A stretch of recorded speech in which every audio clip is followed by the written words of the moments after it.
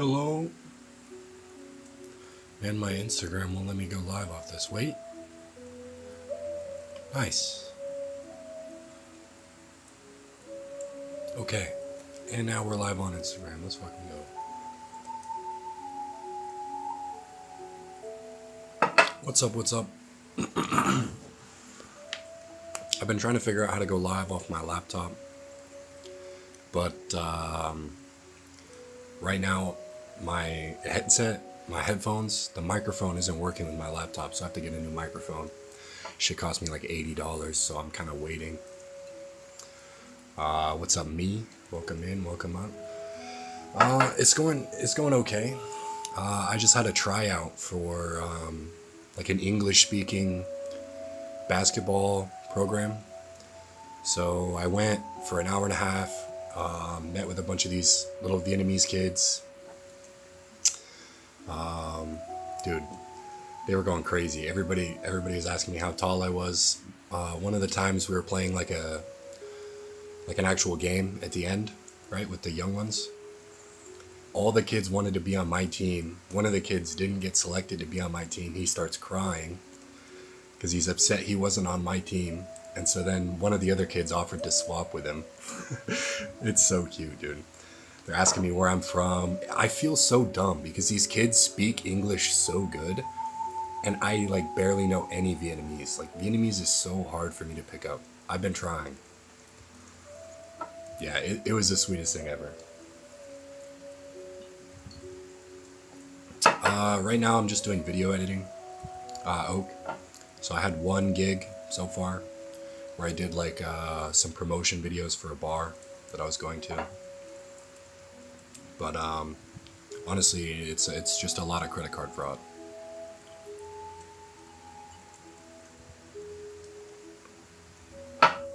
Yeah.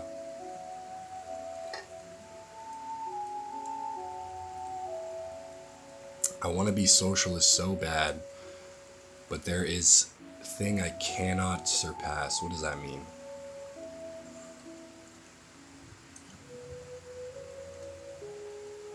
Yeah, I mean, I know that's true, and I have people telling me like, dude, it's currently 12:30 at night.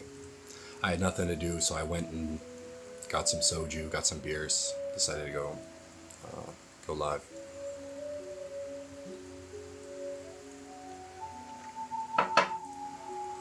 Theory of value and economic calculation problem. I mean, communism is the best economic system by far.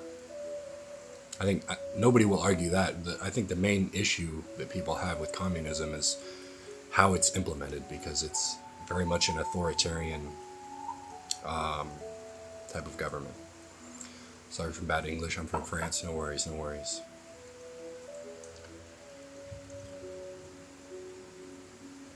You might be still under the assumption that, like, what we hear a lot of is people will say, oh, well, a doctor and a street sweeper are going to be paid the same. That is not the case. That has never been the case. What communists advocate for is equal ownership, workers' ownership over their workplace, right? So rather than the street sweeper being paid pennies because it's considered a low-wage job. Yeah. Let me see if I can do that. Hang on.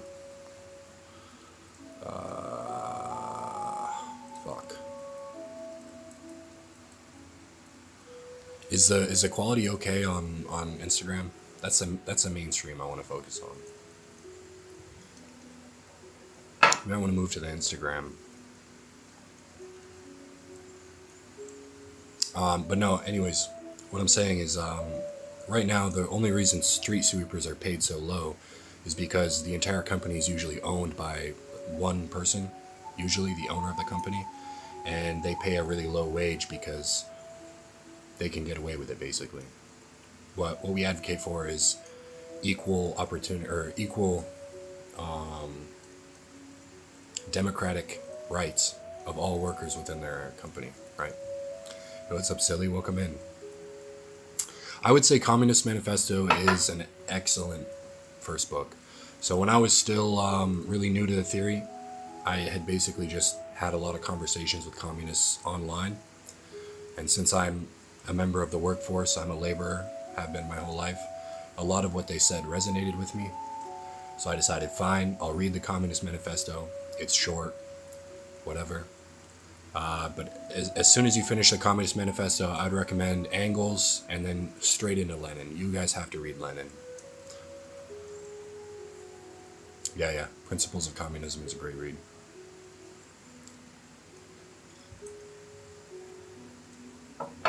Yes. State and Revolution. By far my all-time favorite. That's got to be one of the best books ever written. I mean, Lenin is... He truly just puts... he puts the entire question of democracy to rest in that book. Like, everybody hates the government, right? Until you read Lenin, you don't hate the government enough. Because you realize, holy shit. How did this guy from way the fuck back in 1917 know exactly what democracy was? Like, this is exactly what it is. Yes, I've read State and Revolution 3 times. It gets better every time. It's amazing. Yeah, fuck Jude. That guy's such a fucking loser. You try to have a conversation with him, and you try to reason, and he just starts hurling slurs, and the guy looks just like Asmongold, so you know he's ugly and nasty, you know. Yo, what's up, Chew? Welcome in.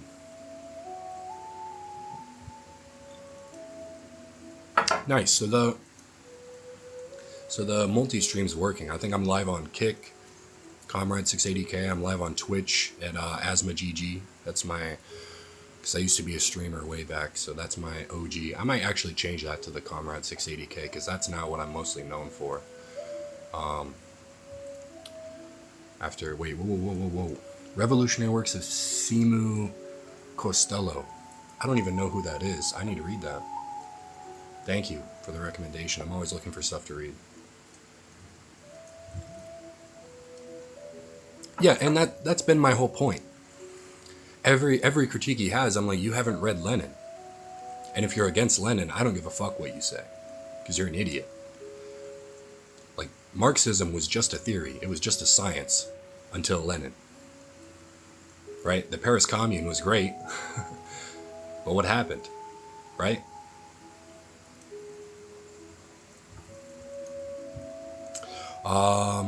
If you haven't read any Marxist theory, Too Late to Die Young.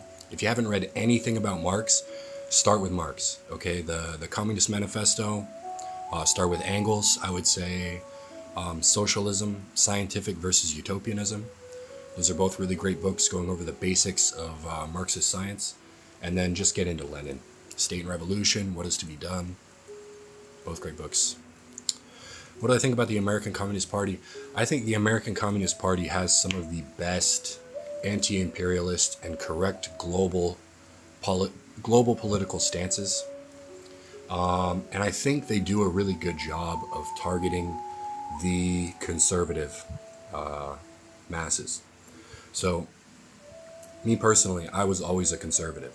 I grew up in the middle of nowhere in Nebraska, surrounded by conservatives, very, very right-wing Republican. And when I first was getting into Marxism, the American Communist Party, ACP, Eddie Liger, these guys did a lot to really shift me towards communism, right? And they do a lot of really good educational videos. I think Eddie Liger makes a lot of really great videos. I think he has great charisma. But unfortunately, the guy is just a little bit homophobic. He says some problematic stuff. But you have to understand what Marx said about people like this. These people's, especially conservatives, right? Their entire societal worldview is it's a symptom of their surroundings. So you are always going to find this within conservatives, within people who grew up in right-wing areas, who are naturally conservative. Okay, you cannot just immediately lay this entire blame of them being some sort of Nazbol party, some right-wing, some MAGA-loving. I think that's all very reactionary. Very reactionary. You have to understand the work that they've actually done to pull a lot of fucking conservative people away from the modern democracy, the liberal democracy, which if you understand, if you've read Lenin, State and Revolution, you know both parties are liberals, right? They're just two different flavors of liberalism. So the work that they're doing, oh man, and I'm so glad you said that, Oak. Carlos is extremely principled. I respect that guy so much. He makes a lot of really great videos. He himself has gone to China. I'm going to China very soon, this month actually. So we're going to be making some videos from that. I just recently got a camera, so I'm going to be working on a lot more like high quality long form videos. And I'm going to start talking about not just politics, but like societal stuff. So yeah, we're gonna get to producing some stuff. Also, guys, if you didn't know, I do have a Patreon. It's all free. It will always be free. The most you're ever gonna see there is like a donation link if you guys want to help me out. But all of my content will be free. I'm never gonna paywall anything. That's bullshit. But that link is in the Instagram bio if you guys want to check that out. I've made a couple long form videos. I talked about the Cuba revisionism, turning back to capitalism. That's all bullshit. I do agree he maybe has some weak points. His paper about what was it called? Basically like American, like communism with American characteristics. I think he's not. Now don't get me wrong. I think keeping ties with like the American dream or the American spirit is okay when you're trying to win over conservatives. But you have to understand, America is a symbol of violence, of genocide, of imperialism. So a lot of people will hate on the ACP just for even having American Communist Party. Like, just the term American is so full of violence because of the history of what America has done. Oh yeah, no, I'm right there with you, Oak. I got so pissed off, and you can definitely see it in that Patreon video. I was pissed because we're just not using dialectical materialism anymore. If we're using dialectics properly, this model is what countries who are in the actual fucking in the fight, right? They are against the US. They are fighting them. They are being held to embargoes, being strangled by the American capitalist dominance. This is what they have to do. The liberalization of markets is what has to happen. Now, don't get me wrong, guys. As far as Vietnam, I've learned so much about Vietnam. And Vietnam is definitely communist. The government is authoritarian. I can't even talk about what I've learned because the risk of me seeming like I'm against the Communist Party, then to have police show up at my door and deport me is extremely real. Okay, it's already happened to people who aren't even in politics. So when I have people telling me like, "Oh, you don't know anything," I'm like, first of all, I know more than you guys. Like even the left-coms who their only critique of Vietnam is like, "Oh, they have McDonald's." Right? "Oh, they have a McDonald's with a communist flag above it." Nice socialism. That's not even a real critique. You guys don't actually know anything about Vietnam. But I'm a guest here. I'm just visiting. I'm a foreigner who is a guest in this country. When I make my official critique, it's going to be part of a large project that I'm working on. I want to visit Cuba. I want to visit China. I want to visit Kerala in India. I want to visit Laos. And I'm going to make a very large project where I'm basically talking about some of the reasons why. The main point is going to be why, but doi moi. Exactly. That's all they care about. They don't actually care to understand anything about these countries. You know what up, Spartacus? If you guys aren't following that guy, he makes some great content. Go follow Spartacus. Yeah, when I make my actual critique and talk about what I've learned about Vietnam, I need to already be out of Vietnam, basically is what I'm saying. You know, it's you do have to be careful because the Vietnamese Communist Party does have absolute power, which that's what communism is. I've got no complaints there. But The biggest country I need to visit for this project is the DPRK, and I need to find out some way I can get a different passport. So, if there's any country that I can like marry someone and get a new passport, hit me up because I got to go to the DPRK. And I think there might be some way to do it if you find the right tour group that will let you, but it's sort of risky. Mainly, if the US government finds out I've been to the DPRK, they will revoke my passport and my citizenship, leaving me basically stranded. So, yeah, I'm still working it out. Worst case, I'm going to have one of my friends who has a different passport do the trip for me, get all the footage for me, talk to the people I want to talk to. But I would really like to go, right? This is like a huge passion project of mine. It's the whole reason why I came to Vietnam in the first place. I wanted to learn as much as I could about this country, about the Communist Party, about the market reforms. I mean, yeah, that's going to be it. I'm going to have to, like, change everything.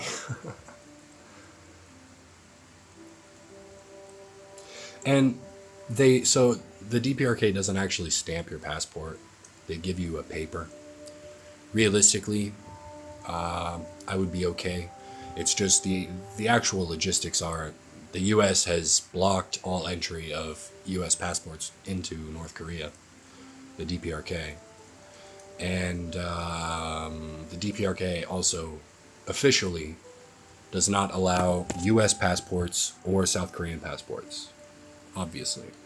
Because if you understand the history of Korea, you understand that South Korea is essentially South Vietnam. Right? Vietnam is what would have happened.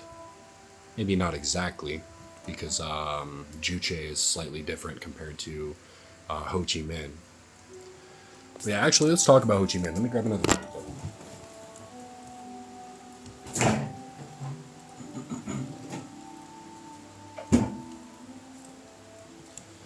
You'll hear a lot of people talk about Ho Chi Minh as just a nationalist, and that includes even Stalin, right? Stalin looked at Ho Chi Minh. Ho Chi Minh even admitted himself. He said, "I'm a nationalist before I am a communist." His only goal was liberating his nation, right? And I've even made this point before to National Socialists, these Nazi wannabes, bunch of dumbass little kids. The most nationalist you can be is to be a communist, because communism is the only way to help all of the people within your nation. Right? This is why people will call Juche nationalists. Juche, even itself in the Juche, what's it called? Fuck. Like Kim Il-sung said himself, there has to be a clear separation between, like, the nationalism that is the support of, like, the current state of things, which would be what Mussolini did, right? Mussolini was a Marxist, read a lot of Marx, was part of the labor movement, until he decided this workers' movement is too difficult. I'm just going to become a nationalist, right? When you skip that step, when you skip the workers' revolution, overthrowing the current state and building a new state, that's what nationalism is. It's basically just liberalism, right? It's reform.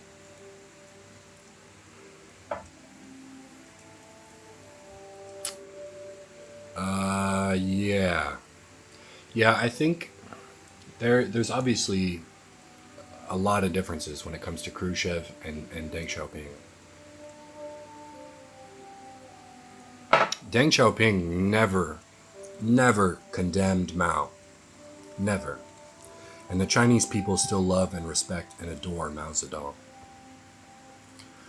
I think that's the biggest difference between Khrushchev. Khrushchev created this political strife this political competition amongst the USSR, in which do you support Stalin or do you support Khrushchev and his de-Stalinization? Which there's a book called Khrushchev Lied. Everything Khrushchev said about Stalin was bullshit. Every quote about hundreds of billions of Christians being slaughtered by Stalin, it's all bullshit, straight out of Khrushchev's mouth. Yeah, it's de-Stalinization. So absolutely, we have to condemn Khrushchev for that. And if you go to Georgia, even today, it's full of people who love Stalin. Because Stalin was originally from Georgia. So obviously people there love him. And there's lots of people who still love Stalin. As far as like the revisionism, right? We can all understand Khrushchev is probably the very beginning of revisionism in the USSR. That doesn't mean that the USSR stopped being important and necessary, right? Khrushchev helped Cuba immensely. Without Khrushchev, Cuba probably would have never been able to gain independence. Or at least hold independence, because they did gain independence with a very small amount of military. But the entire Cuban Missile Crisis was fueled solely by Khrushchev. Yeah, it was. I totally agree with you. Nobody wanted that. And to this day, people will defend Stalin. So absolutely, Khrushchev made a huge mistake there. But even up until the very end, right, with Gorbachev, the USSR was still very much anti-imperialist. Right? It's why they had to go. It's why the it's why the US continued to spend billions attempting to overthrow them, eventually with their bourgeois counter-revolution fueled by Gorbachev. I mean, Gorbachev was an absolute traitor. And everybody knows it.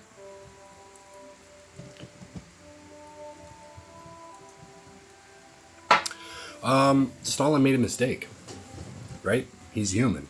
As much as we want to look at these people as like gods, right? You see this so much with left comms in particular. They view Marx as like a god. They won't read James Baldwin. Who the fuck is that? Right? They don't care. They won't read Fanon. They won't read Shea. Fuck Thomas Sankara. He was just another capitalist, right? Fuck Mao. He was a class collaborationist, right?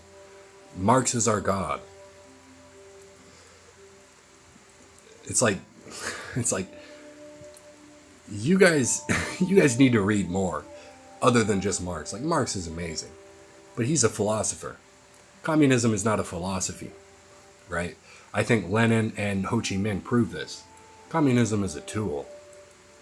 Communism is the tool that the working class uses to smash the skulls of the bourgeois and seize power. Exactly, orthodox Marxists. These people are so unserious. They're never going to do anything. They live in the nicest suburb in the USA, still paying taxes, because even the act of filing exempt on their tax forms is way too much. It's like, you are not a revolutionary. You are a poser. You are a LARPer. I'm glad you read Marx. That doesn't mean you are some revolutionary genius. You haven't done anything. And every critique that you have, the only reason that these countries have had to do this, Cuba, Vietnam, Laos, China, and their market reforms, is because global revolution is literally waiting for the US to be overthrown. And who is going to overthrow the US? What is the one country that has done the most as far as as far as military action against the US? What is the one country? Right now, it's happening, and the country is Iran. And are they doing it because they're communists? No.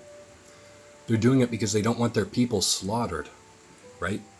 The very first thing the US and Israel did was blow up a school of 150 fucking little schoolgirls. Little children, ages 8 to 12. And Iran is supposed to just roll over. Absolutely not. So I saw someone mention, like, what do you think of Islam? Or whatever. Look, as a Marxist, as a communist, I'm an atheist, personally. I'm not religious. I think the idea of, like, immediately going to war with religion is the wrong idea. I think you're going to create a lot of reactionaries who are against communism if you try that. I think something like what China does, in which they restrict proselytization, meaning you can't go door to door and try to convince people to join your religion.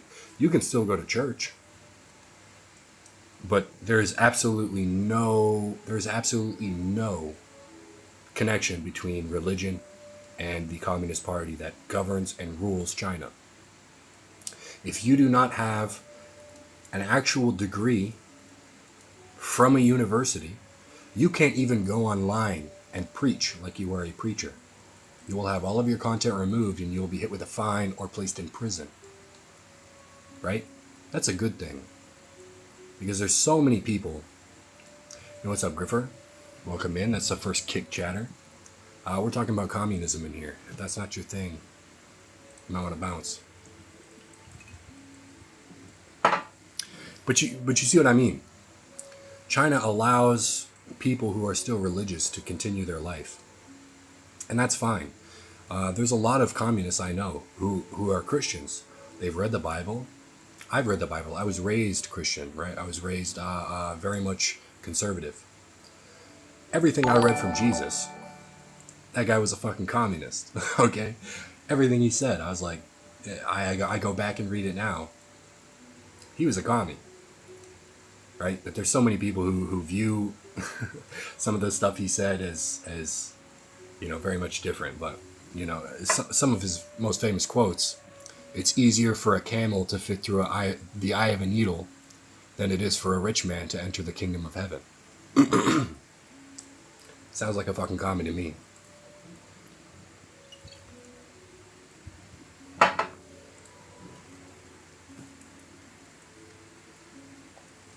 Exactly. And that's the whole point about, like, by any vote necessary. Like, you are not going to vote this shit out. And this is why I tell people to read Ho Chi Minh. Ho Chi Minh talked about two leeches, because Ho Chi Minh dealt with imperialism and with colonialism, right? French colonialism as well as U.S. imperialism. He says even once you remove the leech at home, there is still a leech back home in France who is just going to be waiting. There's so much capital. The money is the power. There is so much capital waiting and watching to strike again. There are two leeches. That's what he said. Once you remove the leech at home, you must move abroad and remove the leech there. And that is the exact definition of socialism, starting as socialism in one country and then spreading to global revolution. Socialism is not going to start in the US, guys. It's going to start as socialism in one country, in these countries that are most impacted by imperialism. China, the DPRK. The DPRK and the genocide that happened in Korea, most Americans don't even know what the fuck we did. We killed 30% of the population. 30%! When the USSR collapsed and the DPRK lost their biggest trading partner, what is known as the Arduous March, and why everybody thinks that everybody in the DPRK is starving, this is because nobody was allowed to trade with the DPRK. They are cut off from trade. We bombed every single building, every single farm, every single piece of land in this tiny country, everything, flattened everything. They can't grow food. They have no buildings to live in. And then we point and laugh and say, look at how communism starves these people. Do you know how popular communism and socialism was in Korea before the United States got involved? It was communists who overthrew Japanese imperialists. It was Juche. It was Kim Il-sung. It was the communists who decided, fuck these Japanese bastards, we're going to kill them and kick them out of our country. And because of the threat of communism, because communism is the only threat to the American elite, we then join in with the absolute inhumane monsters who have been raping and pillaging and burning and destroying Korea. We then say, hey, you're our buddies. The saviors, right? The people who spread freedom, America. Oh, not only did we slaughter communists in South Korea, I mean, we're talking mass purge of communists. Because at the time, 81% of all Koreans in the entire country of Korea, united, both North and South, voted to establish a socialist government before the US got there. They then went and purged, in South Korea, purged tens of thousands, if not hundreds of thousands of communists to establish the now US-sponsored territory that is South Korea. And today, there are more people in South Korea without heat, without food, without water, than there is in North Korea, because you don't pay rent in North Korea. You don't pay taxes in North Korea. In North Korea, your public infrastructure is free. Your public transportation is free. And you don't pay taxes. And your housing is free. This is what communism is, and this is why it is such a dangerous thing for the US. And this is why you see that bastard, that fat fuck who's dying, that old, wrinkly orange man talking about how bad communism is. As soon as someone calls him a pedophile, he just calls him a communist. Because communism is the only threat. And we've got this new wave of Nazis who think that they're against the system. You guys are so fucking stupid. You are part of them. You've joined them.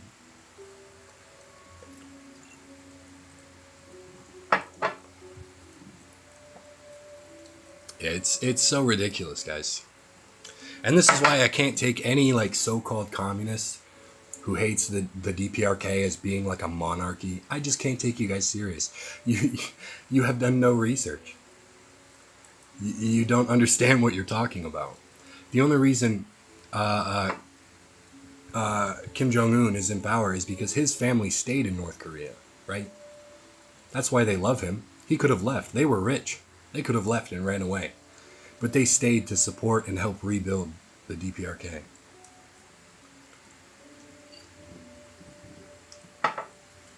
Oh, absolutely. People will call you or anyone who says Trump is just what America deserved, like an accelerationist. Especially me, because I didn't vote for Kamala, that cop bitch. Like, are you serious? A Zionist cop. Yeah, no, I'm not voting. Like, this is a joke. Yeah, there's a reason why the Workers' Party, the WKP, Worker Party of Korea, has 81% of the vote. Okay? There's a huge reason. It's because everybody loves them, and it's the best party. They also have a liberal party. Holy shit. They get like fucking 6% of the vote. They have other parties. They've got like 4 other parties who are technically in power, right? They hold at least 1 seat or 2 seats. But the Workers' Party of Korea is dominating. Why? Because the workers own everything, and they understand, like, yeah, we're voting Worker Party. Are you serious? Yeah. Yeah, these people won't read Kim. They won't read Kim Il-sung.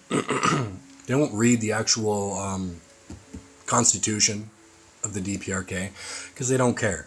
They read one headline about how the Kim family is in total power, and that's good enough for these anarchists and lefcons. They don't care. I had one stupid-ass hoaxist send me this whole message. She's like, hey, by the way, North Korea, they're Hitlerites. They love Hitler. I'm like, what the hell? Send me some info. I didn't know this. What did this hoaxist send me? A link to their own blog. A blog that she wrote. So I read her stupid ass blog. I'm like, this is all bullshit and hearsay. This is just your opinion. What are you quoting? She's quoting an article from a politician of the Workers' Party of Korea. So I click the link and I go there and I read the whole piece from this politician who's in the Workers' Party of Korea. What's he saying? He's saying we need to reject, as North Koreans, as DPRK citizens, we need to reject people who are of mixed race, who are mixed with Americans, who are mixed with South Koreans, because we are the true Koreans, the North Koreans. And we have resisted and gone through hell against the imperialists, while these people have sided with them, joined hands with them. And I said, whose fault is that? The white man, the American, is going to come in and commit mass genocide. And then you, a supposed communist, is going to sit in the imperial core paying taxes to the people who have slaughtered 30% of their population. And you're going to say, look, they're racist? No, evil racist North Koreans. You're the reason they're racist. Your taxes paid for this. What the fuck are you talking about? Not once do they mention Hitler, or loving Hitler, or saying, oh, we read Mein Kampf and we fucking love it. You place that on them, you fucking white KKK member. Shut your bitch ass up. And this is why I hate Hoxha. Hoxha was so smart, guys. Hoxha really was smart. He knew so much. But he ruined Albania by positioning himself against every single one of his allies. You have no trade partners. You have no military support. And you're an insanely small country. What are you doing? I will criticize Stalin for the way he handled Yugoslavia. And I understand. Tito was working with NATO. Dude, that doesn't matter because everybody loved Tito. His socialism, his version of socialism, whether you regard it as being socialism or not, was working. And it was the only thing that unified those people. What happened after fucking Tito died? Balkanization and mass religious wars that people just fucking died for no reason. Like, what are we doing as socialists? What are we doing? We need to fucking drop all this shit and form a unified front against the United States, against imperialist hegemony. Because look, I understand Yugoslavia wasn't perfect. Working with NATO is obviously a mistake. But at that point, was NATO even considered like the absolute front of imperialism? It wasn't. It's too early. Nobody considered NATO the new formation of the Nazi Party, which it officially is now, the way they're operating in Ukraine. Absolutely. And I absolutely agree with you. Stalin should have been better at cooperating. Imagine if Stalin could have cooperated with Tito instead of all this bullshit. You know? Same thing with like the whole Indochina war, right? In which Cambodia was just pissed at Vietnam, saying like, "Oh, you're the reason we're starving." Bunch of leftoms. It's like you guys are trying to build communism too fast. This is exactly the issue. Yeah, and he was just trying to kill Tito because he was working with NATO. I mean, like, understandable because NATO is like an absolute enemy of the USSR, but you can't, especially with the size of the USSR at the time. No, I 100% agree, Oak, and that's what I'm trying to get people to understand. These people are just humans. We are all just human beings. Like, say whatever you want about China. I don't even care if a fellow communist hates China. Guess what, buddy? All of our anti-drone tech is coming straight from China because they mass produce that shit and it's cheap. You think we're just gonna hope and pray that the drones don't kill us? Dude, we need anti-drone tech, and China is selling it on pennies on the dollar. That's commodity production. I don't care, dude. We need to kill the American military, and they're gonna come at us with fucking drones. And lots of them. Lots of them. They're not gonna roll out fucking ATF balls deep with the rifles right away. Dude, it's gonna be drones, explosive drones. We're gonna need radar.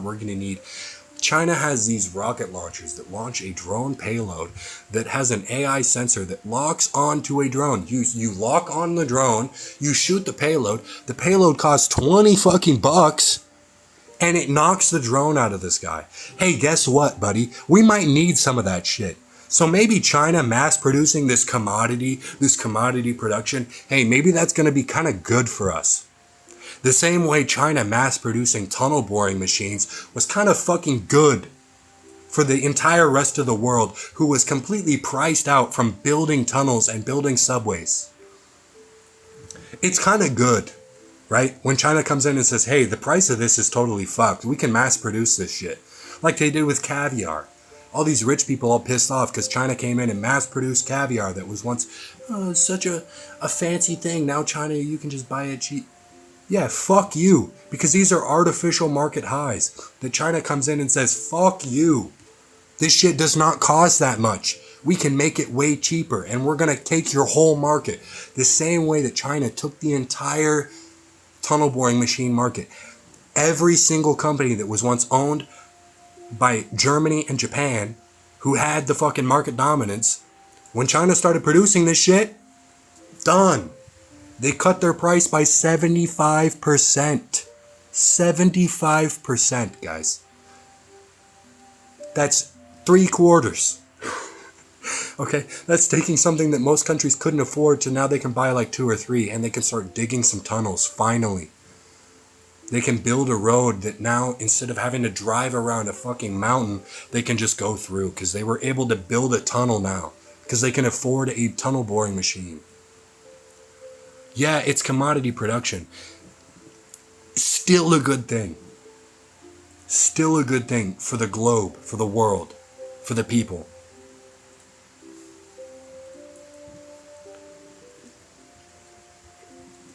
Like, there's no objective analysis. There's no dialectical analysis. These people are so caught up on what is or isn't socialism. Guys, as socialists, as communists, we stand with the workers every single time.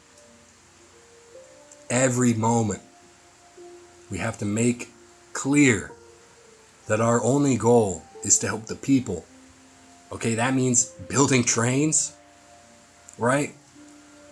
Any sort of transport, anything. We support that. Now, I hate commodity production. Don't get me wrong. There's a lot of issues I have with China. I think China having, I'll say this right now.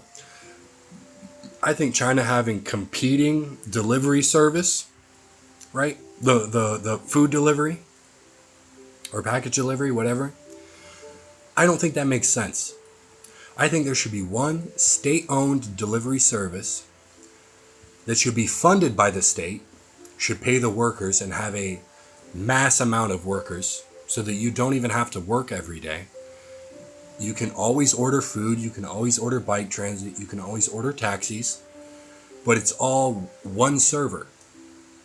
Because why are we paying for multiple servers? This is a very simple thing. It's very simple. Let's not act like 2 different companies can really change all that much. All they're changing is the price. And when you have the competing price, you have the workers suffering. I love and respect and care for delivery drivers so much.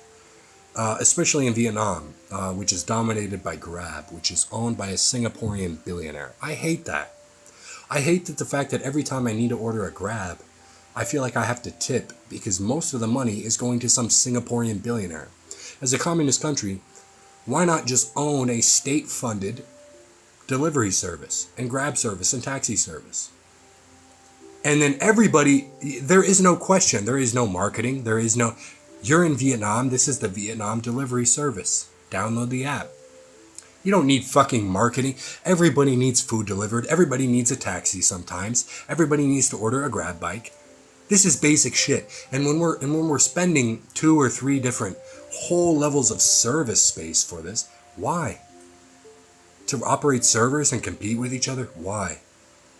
This is not a complex thing. So cut all that bullshit. Make it state funded. Make sure these workers, these drivers are paid well. This is dangerous work. These people drive through rain. They drive through all kinds of elements. They risk crashing. They're driving most of the time their own motorbikes. Now sometimes here, let's say Zan SM, which is a Vietnamese-owned company here. It's all electric. What you can do is essentially sign up for their service. You part of your service is actually gaining ownership over a bike. They give you an electric bike or an electric car, and you have to drive a certain amount of hours per day, that's all fine and dandy, but you're still required to compete with Grab, the Singaporean billionaire. Ban that fucking guy. Ban his service. You're a communist country. You can do what the fuck you want. Say, get the fuck out of here with your Singaporean billionaire ass. This is Vietnam. You're going to use Vietnam shit. All the money you spend here is going to go to Vietnamese companies. Or it's going to go to Chinese companies. And that's what China did, by the way. Right? Everybody talks about how, oh, you can't use Meta, you can't use Instagram, you can't use Google. They were caught stealing data in China. What did China do? As opposed to the UK. We'll compare these two companies, a capitalist and a communist. China said, get the fuck out of here. You're banned. You're stealing data, you're banned. We're going to make our own shit. That's why they have Bilibili. What did the UK say? They say, oh, you can keep taking people's data as long as you pay the fine. So Google has paid a fine in the UK every single year. You can look that up.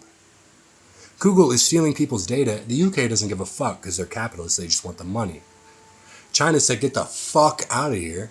You're not stealing people's data in China. We're going to make our own. We have Bilibili. We have we have Didi. You know, we have our own Chinese apps. That's great. When people talk about that, like, oh, you can't even use Instagram.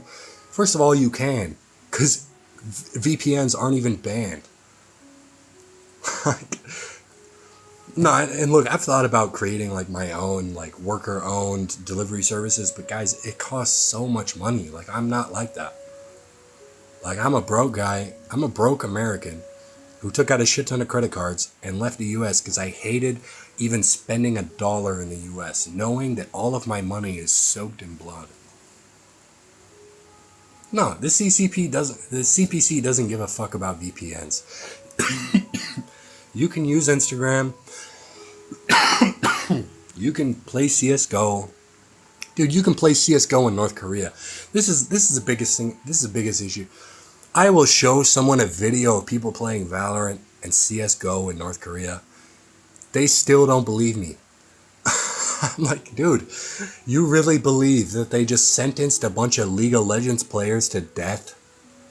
I saw that headline like fucking 6 years ago. There was a headline being spread. A bunch of kids were killed for playing League of Legends in the DPRK. Are we fucking serious? There's no way people believe this shit. I can't believe it. But people do. Every video about North Korea, every video about the DPRK. It's just, oh, nice to see you, Kim. Nice try, Kim. Nobody's allowed to leave the DPRK. When literally hundreds of thousands leave the DPRK every single day. They travel from North DPRK into North China every single day for work. They travel to Russia. They travel to Cuba. The reason they don't travel to the U.S. is because they're literally banned. They're not allowed. The U.S. bans them from fucking traveling. Like, these people are so dense.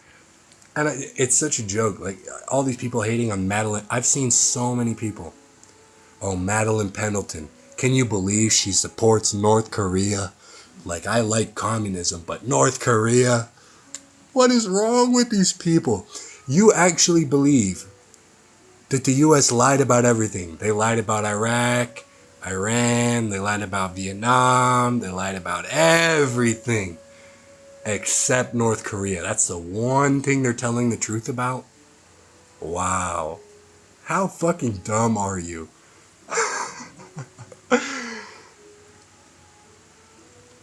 Yeah, but here's the kicker. The rate of birth in South Korea is so low. Eventually, it's just going to be old people in South Korea, and the North is just going to be able to walk in and retake that shit. Because capitalism is such a hellhole. Especially, have you guys seen the market collapse? No, I really do. I really do, Java. And I really think we're going to see some serious changes, especially under Xi.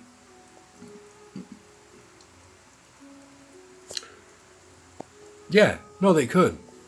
And I'll see people like talking about how, you know, North Korea sends soldiers to defend capitalist Russia, which I wholly agree. Russia is capitalist and mostly dominated by oligarchs. However, Russia fighting against Ukraine, this shit did not start as Russia invading Ukraine. Okay, let's get that out of the way. Do you guys know what happened in Donbass? No, he really is, because Xi grew up very, very poor. Xi's father was actually put in prison by the communists. He was imprisoned for being like not communist enough. And what did Xi do? He said, I'm going to read some Marxist literature. I'm going to read Marx. I'm going to read Lenin. I'm going to become redder than red. And that's exactly what he did. He spent his entire early years, up until he was like 30, in pretty much poverty, right? In a small farm village, just reading. He eventually traveled to America. He stayed some time in San Francisco. He was actually really fascinated with American politics, especially American Revolution. So he read a lot of the early revolutionary books. I think people should read Adam Smith. I think these capitalists should read Adam Smith. Read what that guy said about landlords. Okay? He sounds like Mao. Okay? Adam Smith would have been smoking a joint with Marx. If they were both alive today, they would have been smoking a joint together, talking about how we're going to overthrow these bastard capitalists. Because Adam Smith never even once saw what would happen today. He thought capitalism would basically regulate itself, which obviously it did not. So all these people, I've even had people glaze fucking Adam Smith to me. I'm like, bro, you have not read Adam Smith. The guy hated landlords, okay? He talked about how they love to collect what they have not worked for. They are leeches, essentially, which is exactly what Mao thought. So, yeah, Mao spent a lot of time reading, okay? The guy understands Marxism. Trust me.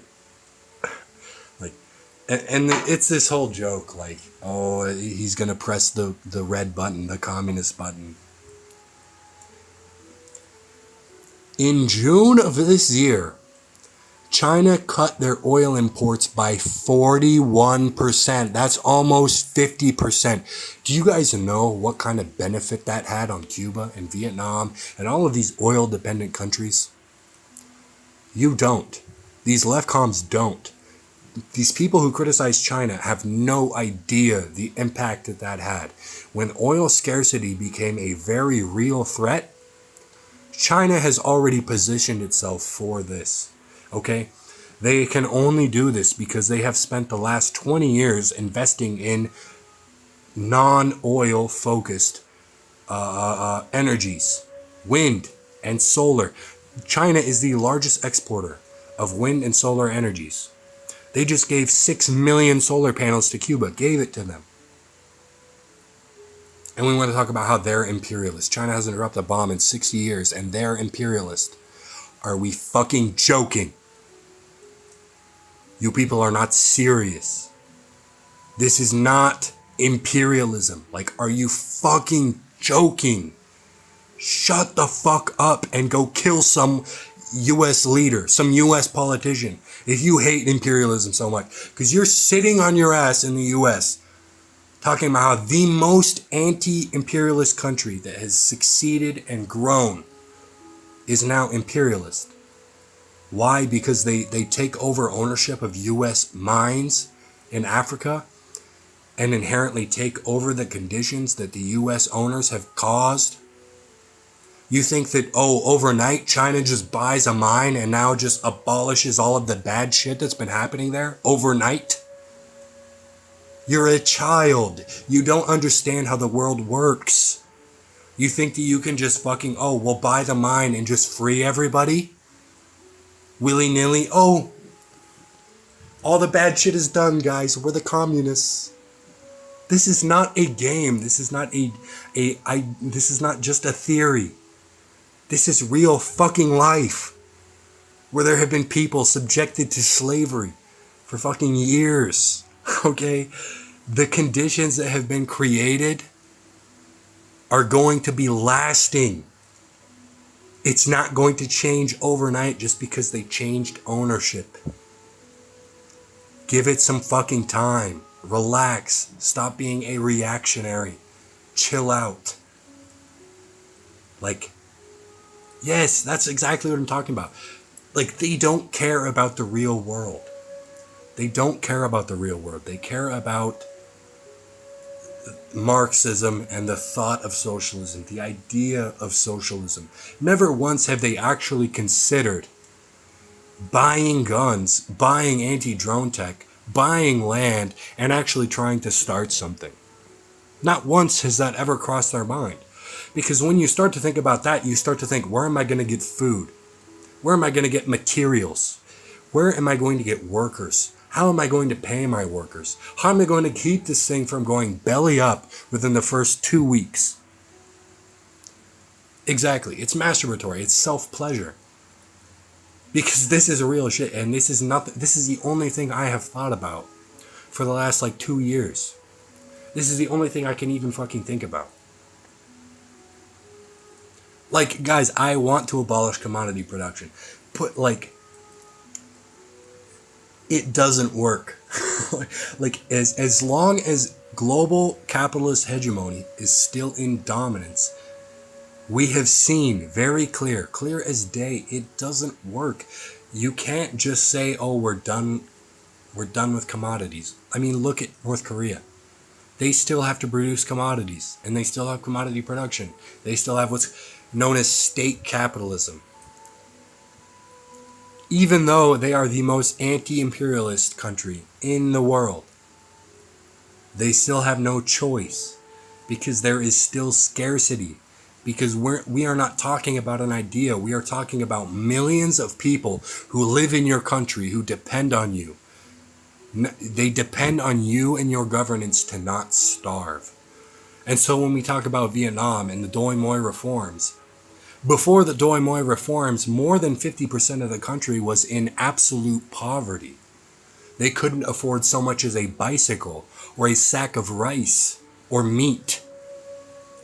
And now today the rate is at 4%. 4%.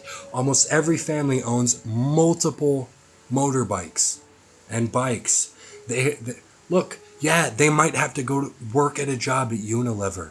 Holy shit, this outside company is allowed to come in and exploit labor.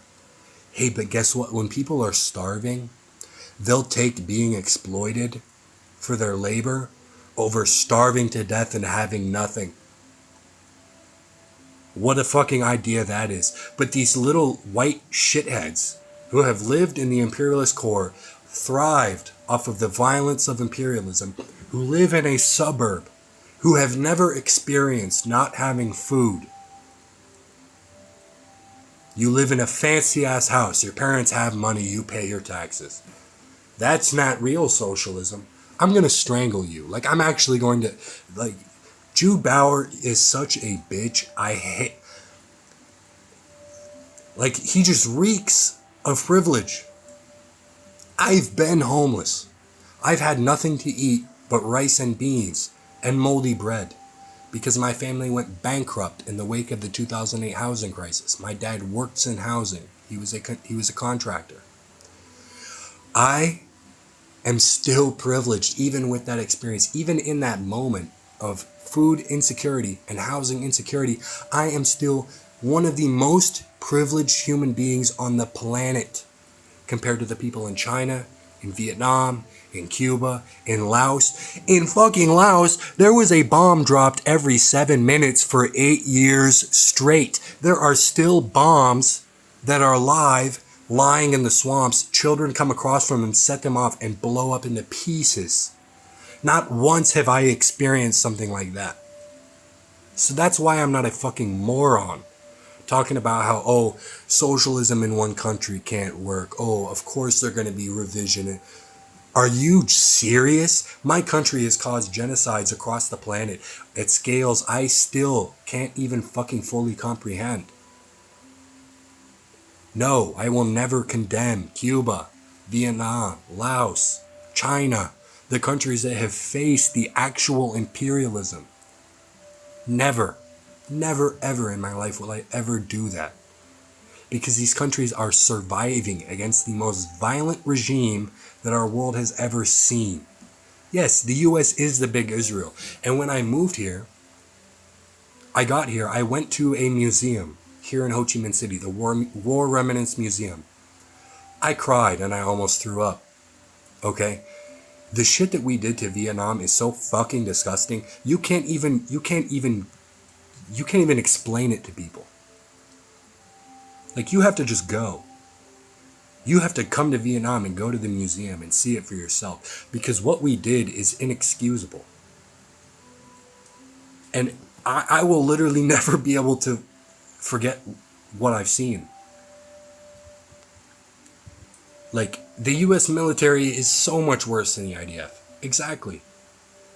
People don't understand this. And the company that spread Agent Orange to all of these fucking innocent people in Vietnam owns all of the chemical sprays in the US. The company is called Monsanto. They are still active in business. They work with the US. This is why you get cancer for eating strawberries in the US. Like,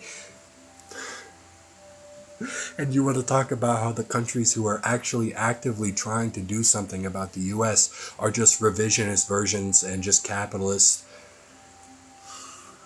Like, I can't take these people serious. I just can't. It's the most insane shit ever.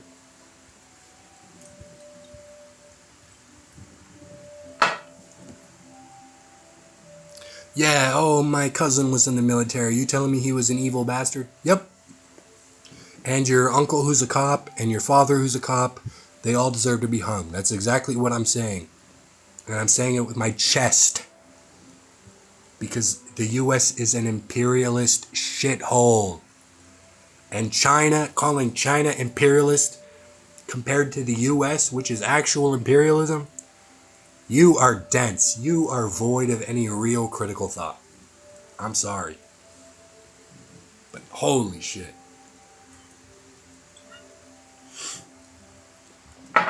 And they always say the same thing, which are lies. Don't ever let one of these bastards tell you that China has sold weapons to Israel or the Philippines. They have never done that. They bought weapons from Israel, yes, which they then reverse engineered and started mass producing for the Red Army in China. And, of course, they continue to sell infrastructure equipment to the Philippines. Do I agree with that? No. I support the fucking Philippine communists to try to overthrow America. Absolutely. But China is one of the largest countries in the world. And trade is not imperialism. Very clear, according to Lenin, trade is not imperialism. So if you're going to go flapping your fucking lips talking about how China is imperialist because they trade with Israel and they trade with the Philippines, you're a dumbass and you haven't read enough Lenin. Is it not great? Do I wish China would stop? Sure. I'm a fucking dumbass one person. I don't rule an entire country, let alone one of the largest countries in the world. Okay? What I have to say about China's trading, whatever they're trading, means nothing. And what you have to say means nothing either. Let's focus on overthrowing the US, especially because most of this rhetoric comes from the West, comes from the US.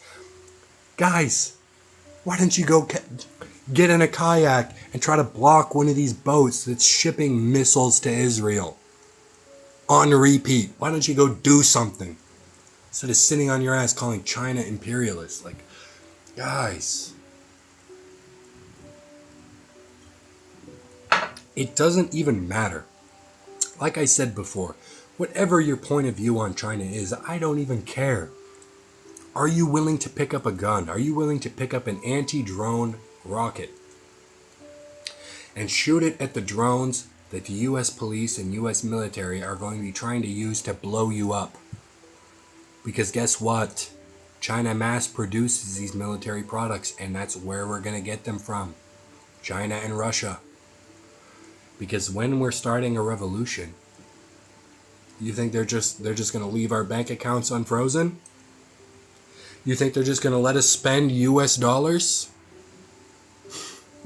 They're going to freeze your account the moment you have any sort of correlation with any sort of revolutionary communist commune.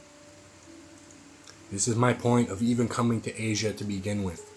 We need to be stacking yuan, Chinese yuan, and getting ready to ship Chinese products to us undercover. Because any US dollar that we have is going to be froze. This is the entire reason why the CCP in the Civil War against the KMT nationalist government started their own banks and their own currency. Okay?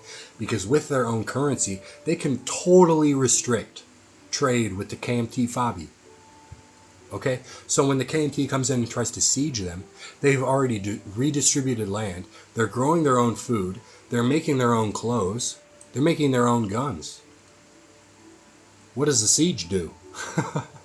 We're not trading for anything. We make everything our own. And this is my entire point of my plan.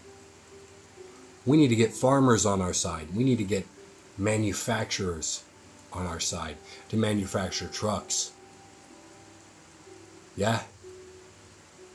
What are we going to pay them in? US dollar? Fuck no.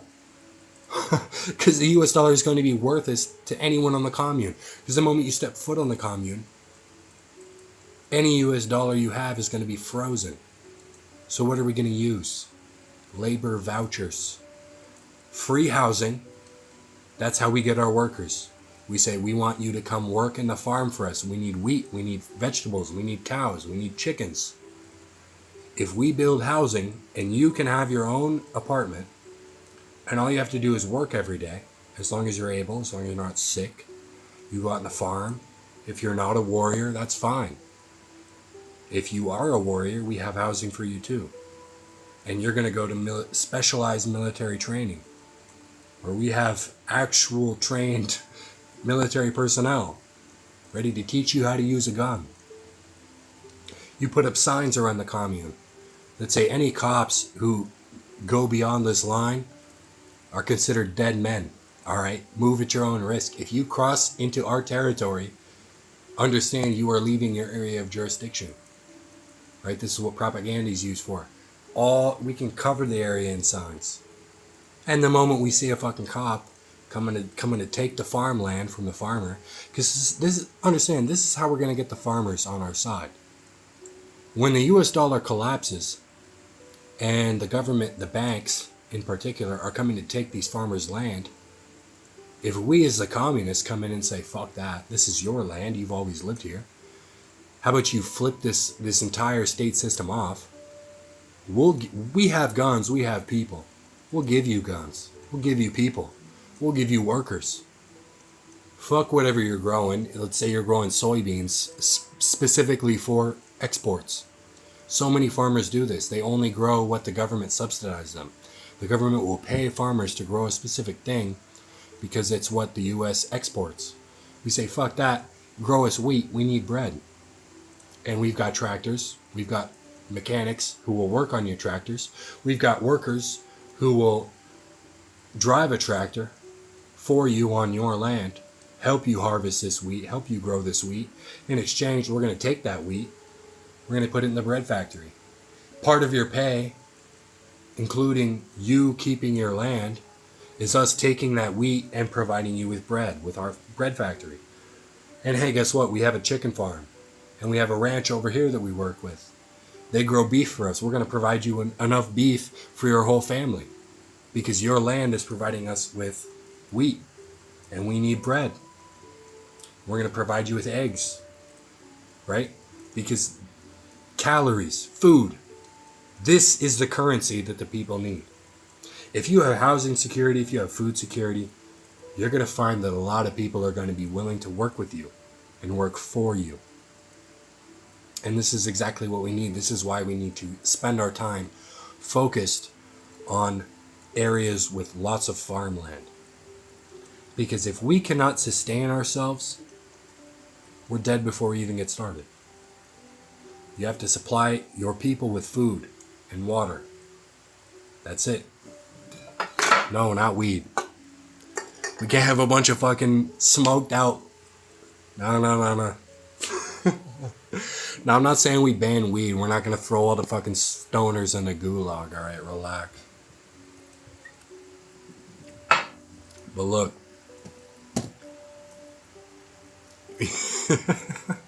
A revolutionary token. I mean, hell, trust me, when we're digging those foxholes, waiting for when the fucking ATF shows up to kill us, you might want to join or do. Not gonna lie. And this is the kicker. This is the thing that gets a lot of people. You know you can grow your own weed in the DPRK and it's not criminalized. You know you can straight grow weed in your backyard in North Korea and it's not criminalized. I'm gonna leave you guys on that while I go take a piss. Cause that's the craziest shit.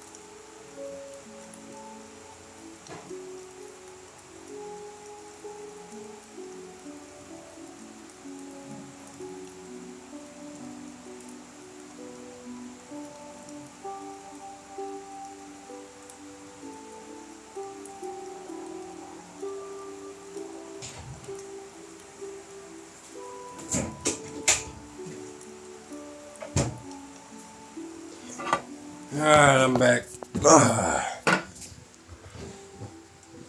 Yeah, no, it is. It really is. You know what NX Hazard? Yeah, I mean, even in Texas, which is where I was living, weed was very easy to come by. Damn. We're 2 sojus down. That's probably why I sound a little drunk right now. And I'm just fucking yapping. But this is good. I'm glad this multi-stream is working. Because I've had people from YouTube and Twitch and Kick.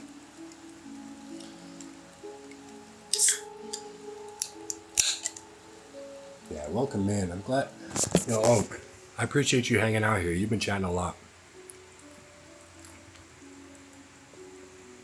Okay. So how you harvest weed? You guys might not know this. I used to work in the weed industry.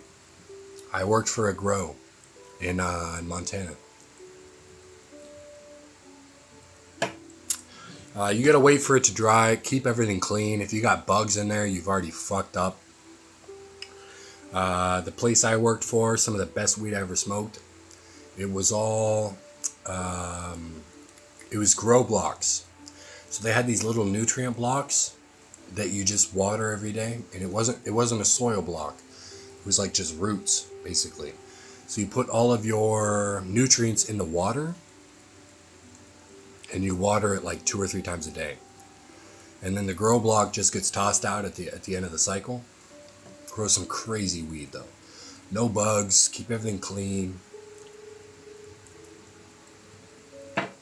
Once you trim everything or cut down all the plants, you have to hang everything to dry for like a week. I worked for another place that had so many fucking bugs and his shit was moldy as hell. Yeah, I fucking quit. I couldn't handle that shit.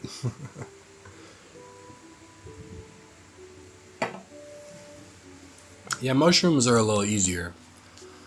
You just have to have the right, like, tent. and the right temperatures and like environment, then they pretty much just grow themselves. They're not as touchy as weed. Like weed is super, how do you say, like reactionary.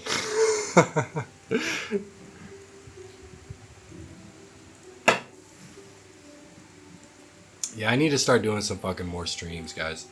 But yeah, if you guys don't know, I'm live on Twitch at AsmaGG, as well as Kick, Comrade 680K over on Kick. Go show some love. Yeah, exactly. The weed is just too reactionary, bro. No, I had to give that shit up though, cause like Vietnam, like I said, guys, they don't play around. If you're doing drugs over here, you're done, dude. They'll knock on your house and give you a piss test. Like it's not a joke. So, I'm not smoking over here.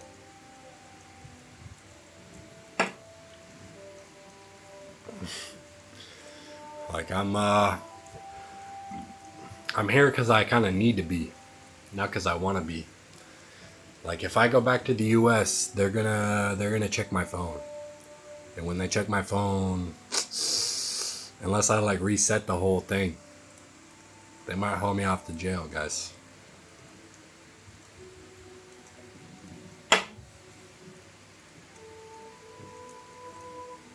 Yeah, you can find some stuff out here. The biggest thing is if your piss is not clean, you're done. And dude, they'll come to a bar, like if you're just at a bar or a club, and they hit it, they rate it, they close the whole thing down and they piss test everybody. Yeah, it's not a joke.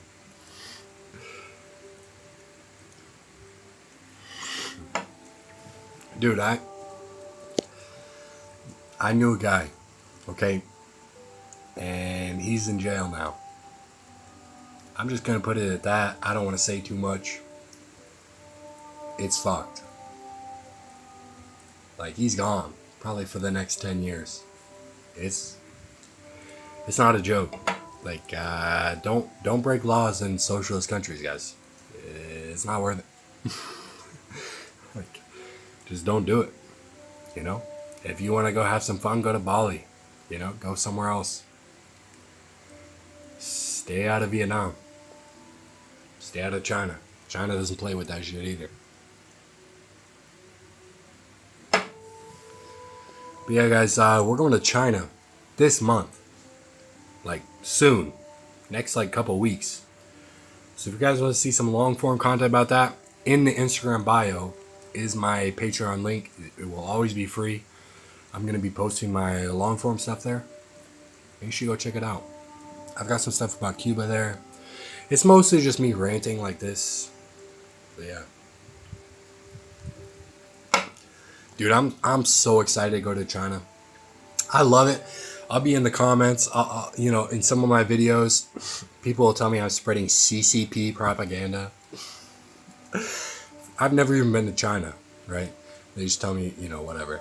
And so I'm like, they're like, yo, like, once you go to China, you're going to really find out. I'm like, yo, I can't wait. I'm going literally this month. And then they shut up for some reason. I don't know why. Maybe it's because they've never been to China before. A lot of people seem to be confused. I made a TikTok video, right, talking about like I got sick of left comps telling me about Vietnam revisionism, so I came here to learn for myself. That's what I said. And all the comments like, oh, they're just capitalists, blah, blah, blah, all this stuff. First of all, in that video, I never even said I disagree that Vietnam is revisionist. I said I came here to learn. These people, they don't know anything about Vietnam. They don't know anything about the party. They don't know anything about, let's say, Vincom. All they know is like Trump destroyed a gravestone, right, to build a golf course. That's like the main comment I get on that video. Oh, Vietnam loves Trump. I'm like, you guys must not know anything about Vietnam. first and foremost, when they beat the Mongols, they gave the Mongols Hanoi. Everybody left Hanoi and they let the Mongols take Hanoi and stay in Hanoi. Why? Because when the Mongols ran out of food and spread out searching for food, that's when the Vietnamese attacked. When they were spread out and weak and hungry. Like, these people don't know anything about Vietnamese culture or the history of Vietnam or how Vietnam fights their wars. They don't know about Dien Bien Phu. They don't know, bro, they don't know anything about Ho Chi Minh. These people are the people who call Ho Chi Minh like revisionists straight away. You guys don't understand how these people fight their wars. They are strategic and smart, okay? Because they're capitulating to the US now, doesn't mean shit, okay? They're capitulating to everybody because they want investment right now. Vietnam has been broke for years. So when they have Japan come in and build a new rail system and China come in and build a new rail system, they're like, fuck yeah. Come in here and build whatever, yeah. Bring that shit in here. Because they don't care. Like, they love that shit. So yeah, I've learned so much about Vietnam. I can't even talk about it. Like, I'd love to talk about Vincom. I can't. That's a state-owned company. I can't talk about it.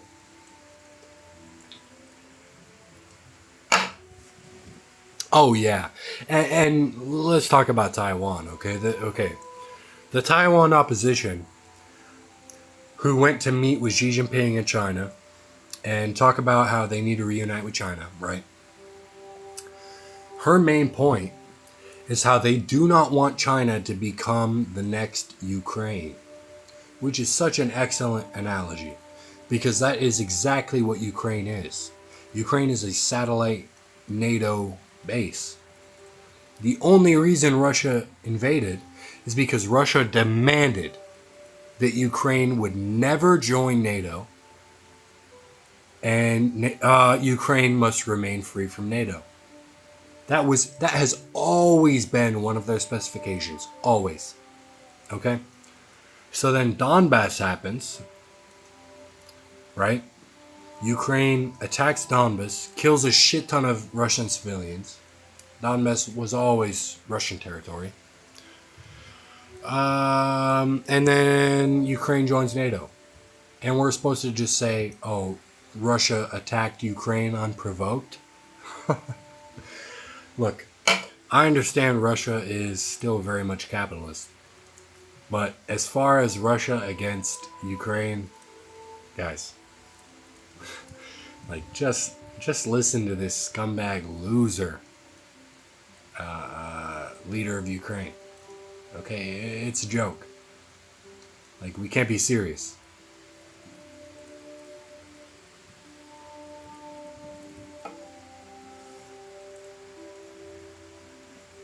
Yeah, that's exactly it, Oak. So if you understand, Ukraine's government was literally overthrown in Siaka Revolution, changed to a pro-NATO leader instead of a Russian cooperative one. Yeah. Yeah, in 2014, when they attacked Donbass. Dude, they killed like tens of thousands of civilians in Donbass. Because Donbass was like, what the fuck? No, we hate NATO. And they just started shooting people. So yeah, it's fucked. And most pro-Ukraine people don't even know about Donbass or 2014. They think this shit started with Russia just deciding to invade, right? And like, this is my point about conservatives even, because I've had this conversation with my dad, who's very much a conservative.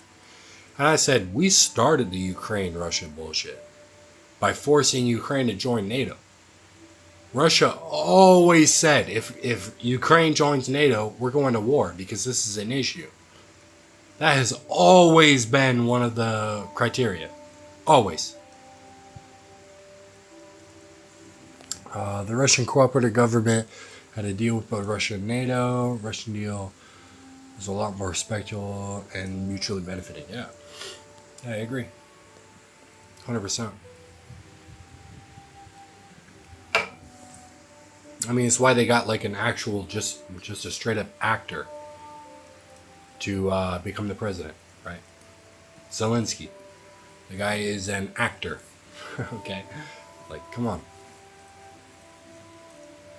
Oh, yeah. 100%.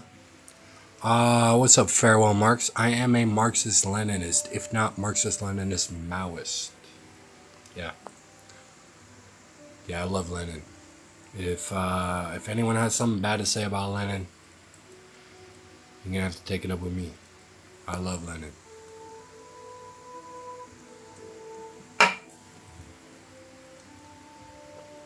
Yeah, guys, make sure you go check out the what's it called? Patreon. Link in the Instagram bio. Check that shit out. We're going to be posting some more shit on there, as well as the YouTube. I need to start getting the YouTube more fired up. As you guys don't know, Comrade 680K on YouTube. I'm gonna be posting some more stuff on there, because that's like the only place I can get any sort of ad revenue on. But I've got all the footage right now. I ordered a card reader so I can get all my footage off onto the computer so I can edit some videos. But yeah, like I said, I'm gonna be doing some stuff about like just societal issues. Like I think this next video is actually gonna be about porn consumption, guys. Get ready for that, because I think there's a lot of misconceptions, especially as far as like the anti-porn scene is very dominated by right-wing people, and it's so focused on like shame. And I think adding shame into your thought as far as like trying to quit porn is a very huge mistake. So yeah, we're gonna do a little video about that.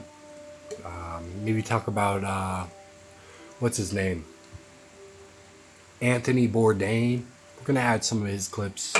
He loved Vietnam, dude. Anthony Bourdain loved Vietnam, and for good reason. Vietnam is such an amazing place. So many amazing people. So yeah, I'm gonna add a clip about him, and we're gonna talk about porn consumption, because I really do believe it is very dangerous and hurtful, especially to men. But I think if you add shame in there, guys, it's a huge mistake. It cancels out all of your successful progress, right? You can't use shame as a factor to keep you to quit, because it's a negative emotion,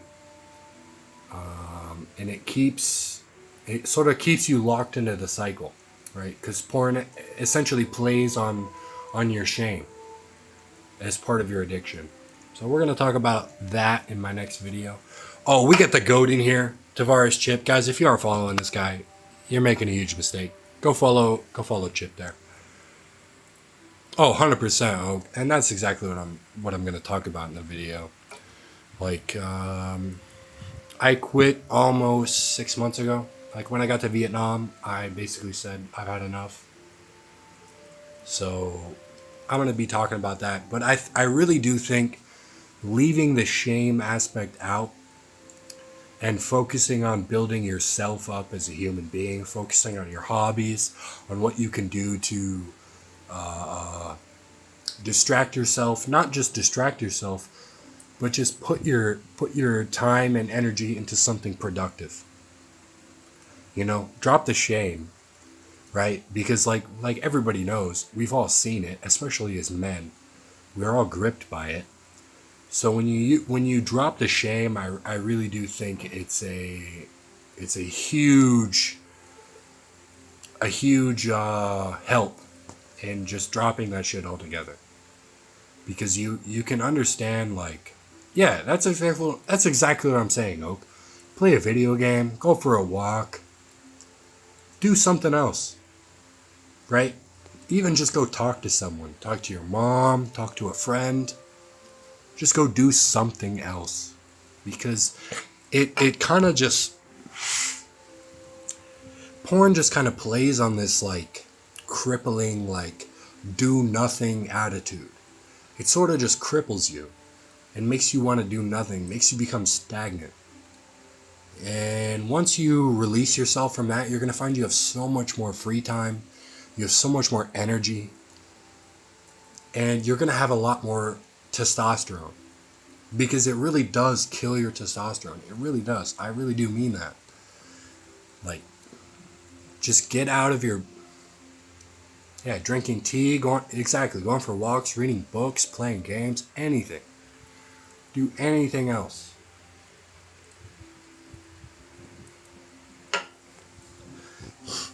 Yeah, I talked to some people in this one group chat.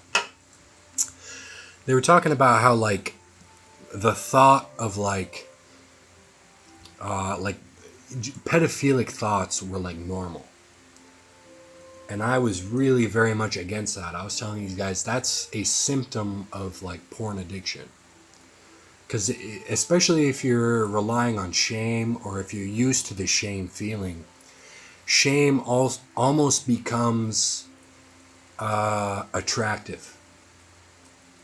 And then the shame loses its effect because it becomes almost appealing.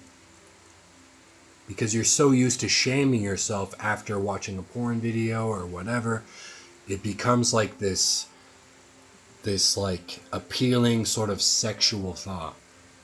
And that's what leads people down this pedophilic. And so I had this one person saying like, oh, pedophilic thoughts are normal as long as you don't act on them. And I said, no. You gotta stop watching porn. You gotta walk. You gotta go do something else. Play a video game. Pick up an instrument.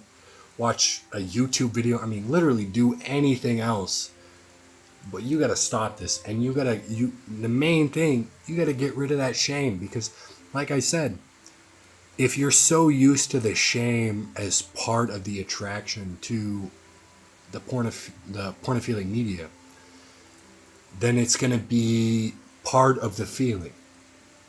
And then that shame is never going to have the same effect. It's almost going to be an arousal. No, that shit is not normal. Okay? This is the big issue I have with like, dude, like when I was in Japan, I went to some like anime focused sort of stores. So many of their comics were like incest based or like pedophilia based. I felt gross. I had to leave. And I was telling my friend, like, this shit is not normal. Like, what are we talking about? Incest-based porn? And this is, like, normalized? That's nasty. That's gross. We need to get out of this. Like, what's going on?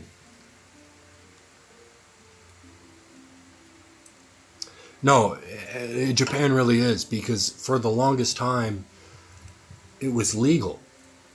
And then right now they kind of skirt around the legality by like making anime essentially that says, oh, the protagonist is officially canonically like 1600 years old, but they were locked in a cryo chamber as a 6-year-old girl or whatever the fuck, right? Loopholes. Fuck that. Like, fuck that. Like, this is like a huge issue I have with even anime with like, what do you call it? Like, what do they call it? The, where they like make a bunch of sexy shit for the viewers and they think it'll help with the viewership, right? Nah, fuck that.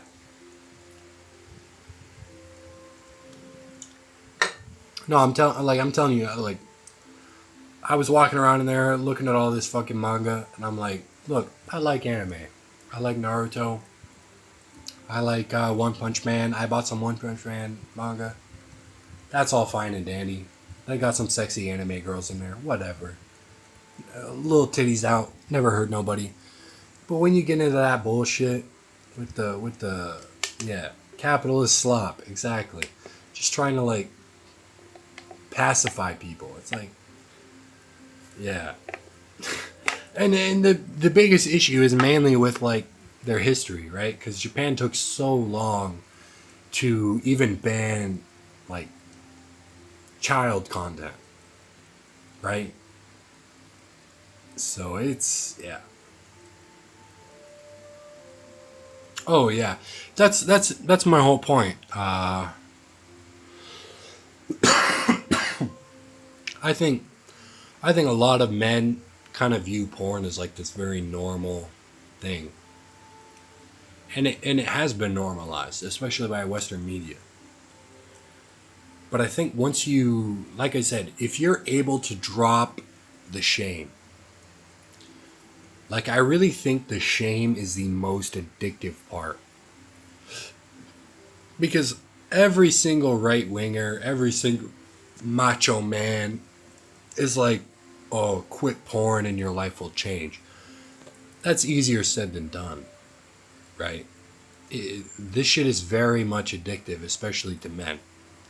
It's so accessible. And you're going to find that so much of your online media, TikTok, Instagram, everything, is just going to be softcore shit that's going to be making you want to go back to that. And this is my point about it kind of just like crippling you, making you stagnant. Like you have to move, you know? You have to there was a phrase that people used to say, idle hands are the devil's playground. Now that might be a little bit of a Christian saying, but it might have some truth to it. Like it really does sort of cripple you in the sense that you just become idle. You stop worrying or focusing on growing yourself or becoming a better person or even just learning new shit. And so I told it like I said, this one kid was like telling me like, oh, like pedophilic thoughts are normal as long as you don't act on it. I said, no. Anytime you have one of those thoughts, do something else. Read a book. Go outside, go for a walk. You know, go play baseball, go play basketball. You know, pick up a guitar. Do something. Do something else. Yeah. You just do nothing and spend most of your time in nothingness and your brain start reaching out. Yeah. Yeah, that's exactly it. Your brain starts like begging for stimulation. That's exactly it. But like for me, I think it was especially easy because I completely moved to a different country. So anytime I've had that urge, I just go outside and I'm in a whole different country. I can go do or see, you know, new anything, right? It's easy for me. Especially I've got a bike now. So I can just ride around the city, you know, go to a different bar, go to a different park, go for a walk, smoke a cigarette. Like, dead ass, if you're struggling with porn, I would say fucking take up smoking. And whenever you have that urge, just go outside for a walk and smoke a cigarette. And just do, as long as you're able to separate yourself from that shame. And even, look, even if you, let's say you take a month off and then you have a relapse, don't let the shame overwhelm the fact that you've spent a month away from that. Right? The relapse doesn't actually mean that much. Right? You have them, you know, whatever. You're still a human being. Whatever. But look, this is the biggest point. You're going to find that you're going to be more encouraged to go talk to other people, talk to girls, talk to guys if that's what you're into. If you're out and about, you're going to find yourself with more confidence, with more security in who you are, because you're not solely relying on that relief. You're going to find that, like, look, I kind of do want to talk to this girl because I'm no longer relying on this pornographic material to get me off. I actually want to go meet some new people. You know, I want to go experience life. I want to be a human being.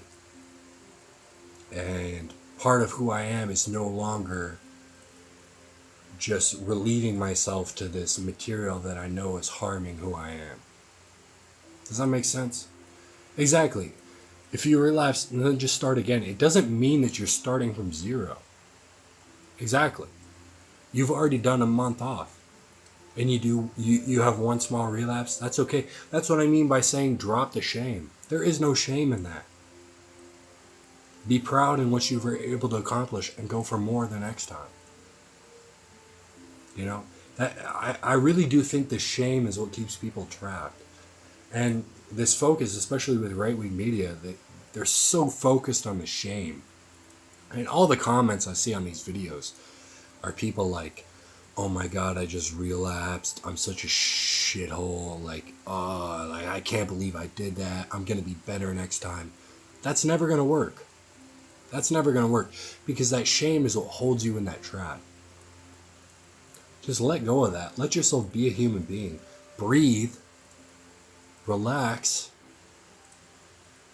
And when that next urge comes up, you're going to find yourself more focused on finding something else to do with your time. Playing a video game, going for a walk, go have a smoke. You know, do something else. And you're going to find that it's so much better for you. It really is.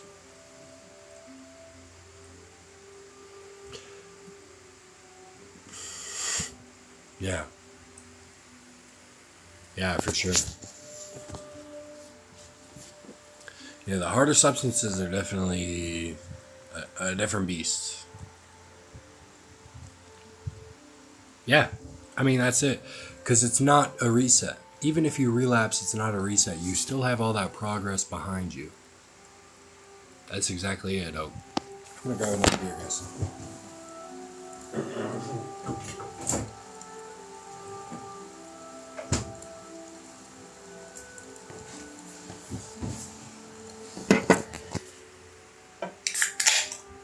No, it does. That's exactly what I mean by the shame. It doesn't reset you to day zero. There shouldn't even be pressure. You shouldn't even view that as pressure.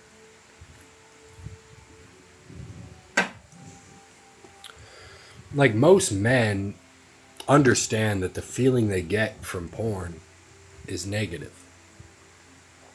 Right? They just know that. Because after they've finished watching and they're done, the feeling that we're left with is very empty. You know? So you don't even really have to make that point of like shaming people because it's already there. The most important thing is just saying like, it really is beneficial to find something else to do with your time. You're going to find yourself with more energy, more confidence to just go out and do what you want to do. And you're going to find yourself less stagnant and stuck.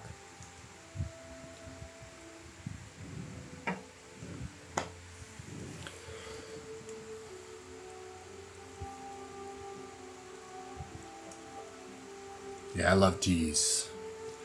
Definitely very much hooked on coffee here in Vietnam. The Vietnamese coffee is crazy.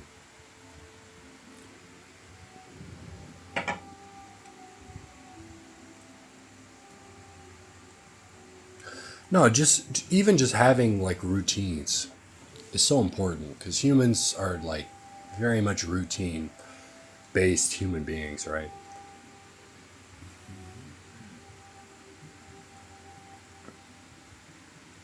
Like right now I smoke way too many cigs for sure. But it's like part of my routine is like going, having a coffee, having a smoke after breakfast. It's definitely very beneficial.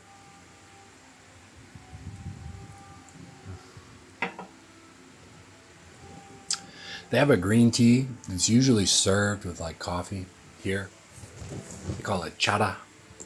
Chata. Very good. Just a normal green tea. Really, really good.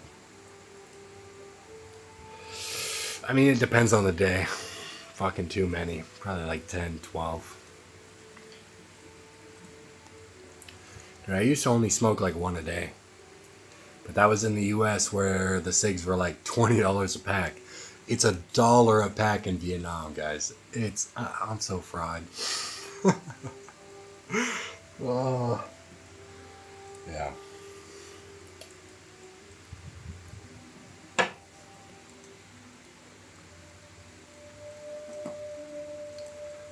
Like it's fucked. Even like drinking here, right? Like I got 2 of these soju's and 5 beers. Cost me $13. What the fuck? Yeah, don't come to Vietnam. It's not good for the substance abuse.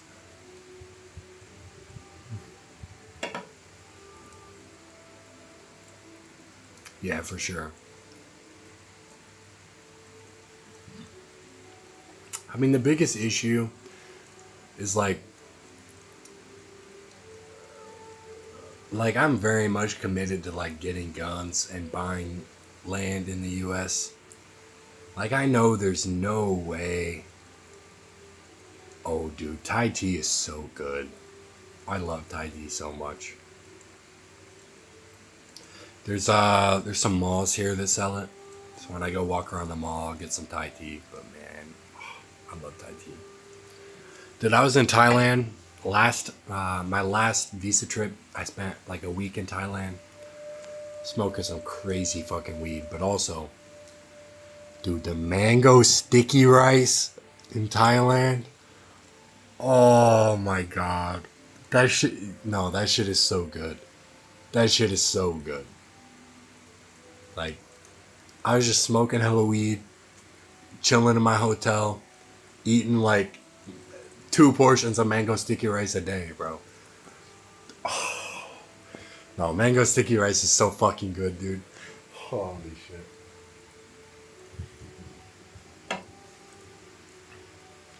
Yeah, that shit is crazy. I'm telling you guys.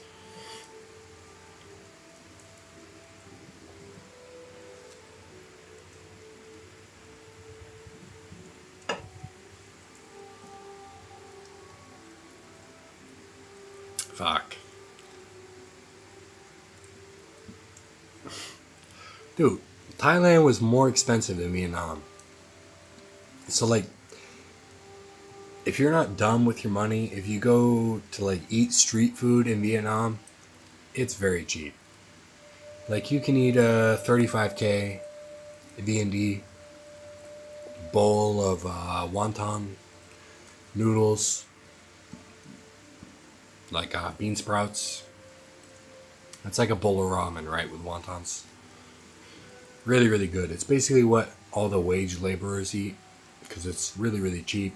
The noodles are like just like ramen noodles from China. Wontons just full of like pork meat. It's really good. But I had that with one of my friends who's he's a wage laborer at a bar. So he like works in the bar, cleaning the floors, like waiting tables, shit like that.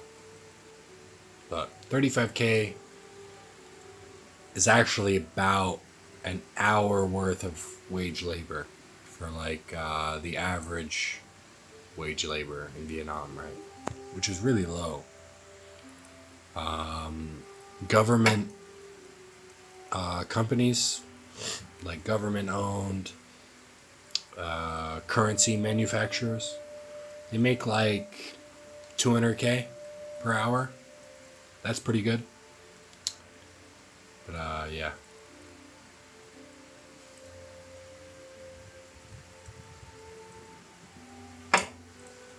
Going to sleep. Some green tea while drinking Thai tea. Ooh. That sounds good. That sounds really good. Fuck yeah.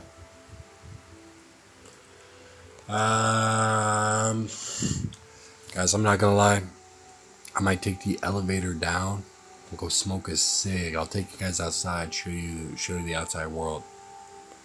I'm not gonna be able to read the Instagram chat, so if you guys move to like Kick or Twitch, twitch.tv/asthmagg or Kick Comrade680K, I'll be able to read your chats.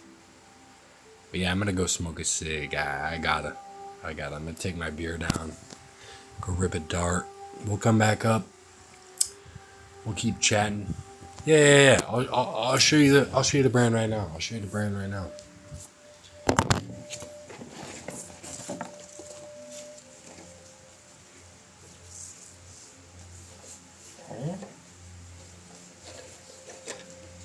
bag on. Oh shit, it's backwards. What the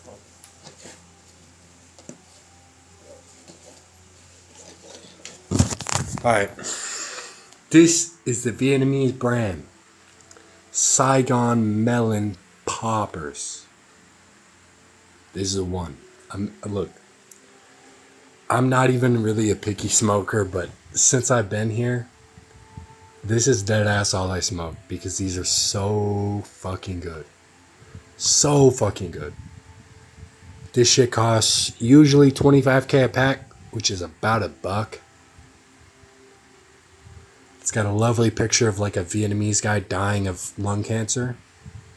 We love that. These are so good. Yeah. This guy's dying of cancer on the box. That's how you know it's gas.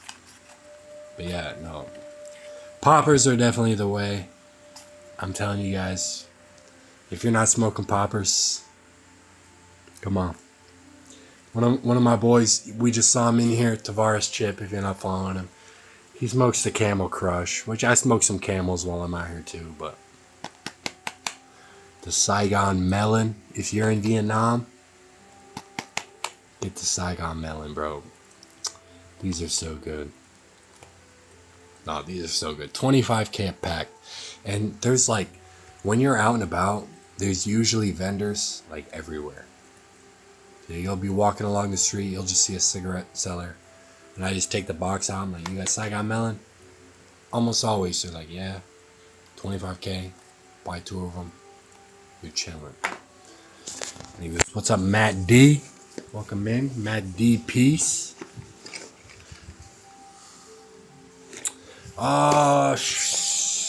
Look, to be honest, the way it's looking, I hate to say it, I might be moving to China on like September 15th. Because shit's kind of expensive. And I'd love to stay in Vietnam. I love Vietnam. I got a bike here. It's just the market, right? The work market. Unless, okay. Like I said at the beginning of the stream, I had an interview teaching like a basketball class. Unless I get that job and I'm able to find some other work, then I'll be able to stay. But dude, the rent in China is just cheaper than Vietnam. And the food in China is just cheaper than Vietnam. So you might see your boy chilling out in China. I don't know. We'll see. I'm going to China at the end of the month. My lease is up September 15th. After that, if I've got the visa, dude, I might just bounce to China.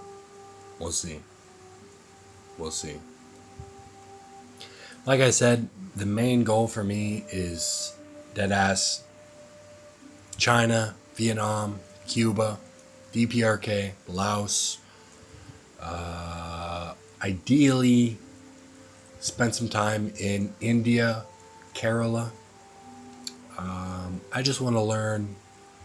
I just want to learn as much as I can about all these countries. I'm working on a very large project, specifically talking about the need for authoritarianism, and why the like big bad authoritarianism phrase is such a mistake. But yeah, I absolutely have to go to the DPRK. Like, I want to go there more than anything else. So we're gonna do absolutely everything we can. Like I said, worst case scenario, we're gonna have one of my friends go for me, see the DPRK, get the footage. Yeah, we're gonna head down now, smoke some cigs, yo. We'll come back up. We'll keep the conversation rolling. I'll show you guys a little bit of the apartment. Get my slides on.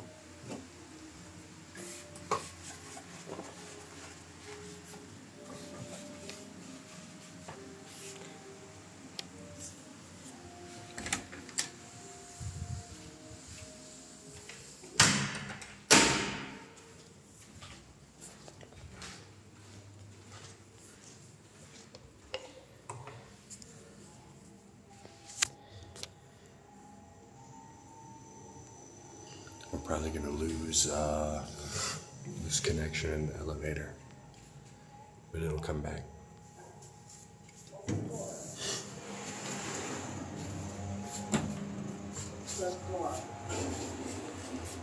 Bye bye.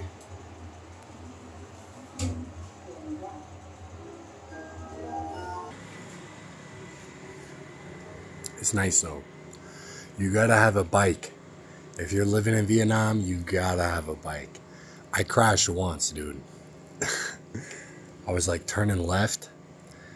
This guy was going around on the outside as I was turning. He hit me. He fell, I fell. It's kind of fucked. That's the only crash I've been in, dude. It's hectic driving in Vietnam. It really is. Yeah, if you guys want to come show some love on the Twitch, on the Kick, on the YouTube, especially, because I'm going to be making some YouTube focused content. I got a video.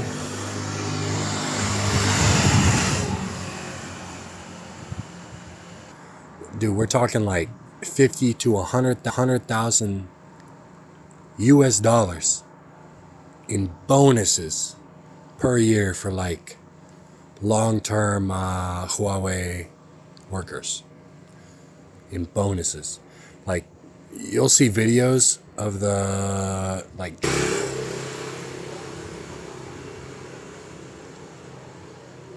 yeah. We're going to keep the stream going for a while. I know there's only a few people in here. I've had Oak in here for a fucking minute.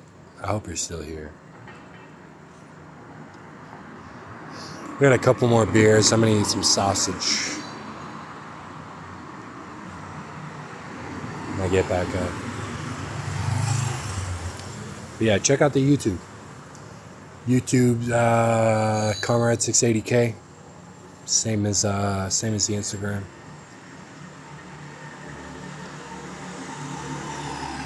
Check out the Patreon. Okay. I'm gonna go sit down, finish this beer. Like I said, whole night of drinking. I'm already pretty fucked up. Cost me 13 US, which is still, I guess, still a lot of money. I keep telling people, most people outside of the US live on like less than $10 US a day for their family. That's like my biggest critique of people living within the US, still paying taxes, still, living within the US imperialism. Like, you guys don't know struggle. Like, even I don't know struggle, right? Even though I've been homeless. Even though I've faced food insecurity, housing insecurity, I'm still incredibly privileged. Even just to have the money to save up, have the ability to get credit cards, to afford myself out here. I mean, it's nothing to people out here. This is what I'm trying to get people to understand. Like, they'll call people like me third worldists. Like, because people who view third worldism as like some separate ideology, you're just racist. Like, most people live on less than what the average US worker makes. Way less.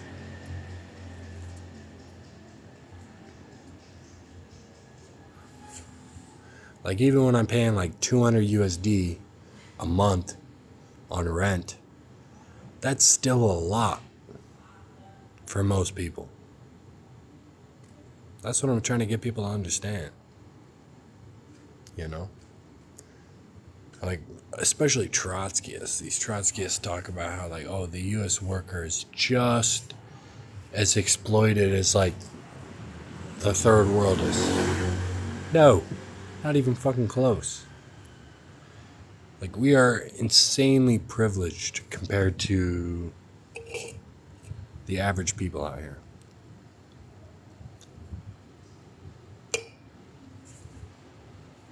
And this is exactly why the communist you know, what we call, global revolution. It's going to come from these countries that are most impacted by imperialism. And guys, we don't have time. We do not have time to fuck around. If the U.S. masses do not overthrow the U.S. imperialist global hegemony, the rest of the world is going to suffer greatly because of our position, because of the U.S., because of our continued support as far as taxes, as far as living within the U.S. and refusing to do everything we can to overthrow them.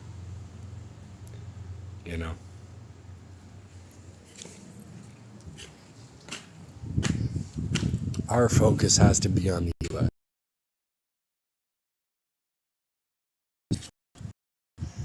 Like, fuck everything we have to say about China being revisionist, all this bullshit. Fuck all that. We gotta have communist revolution.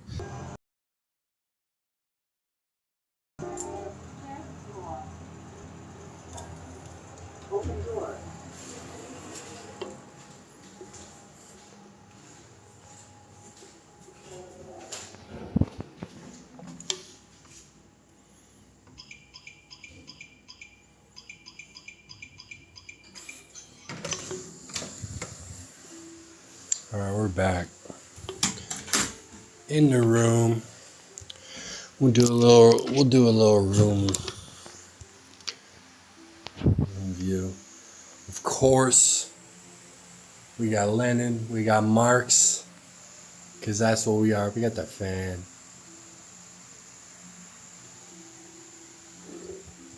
This is where we're sitting.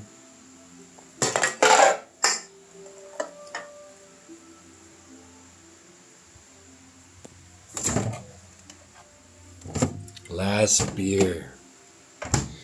Damn. Let's see if anybody's been chatting. Oh shit. It just froze while I was out there? Damn.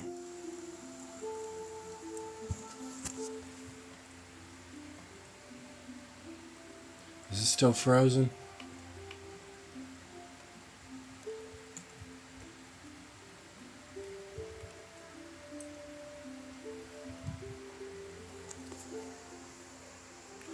Hello? Fuck. May have just ruined it.